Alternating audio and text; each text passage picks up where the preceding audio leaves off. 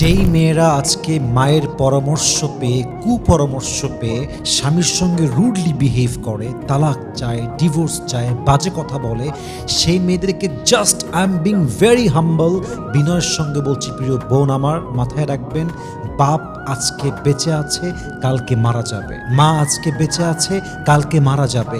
আপনি একজন নারী হিসেবে আপনার আসল বাড়ি বাপের বাড়ি নয়, আপনার আসল বাড়ি মায়ের বাড়ি নয়, আপনার আসল বাড়ি ভাইয়ের বাড়ি নয়।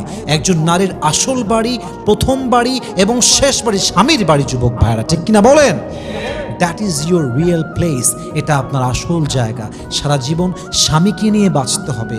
আমি মনে করি সেই মেয়ে সবচেয়ে চালাক, যেই মেয়ে মায়ের থেকে কুপরামর্শ পায় বাট ওটাকে চোখের আন্দাজ করে, নজর আন্দাজ করে স্বামীর সঙ্গে ভালো ব্যবহার করে, সেই মেয়ে আসল চালাক।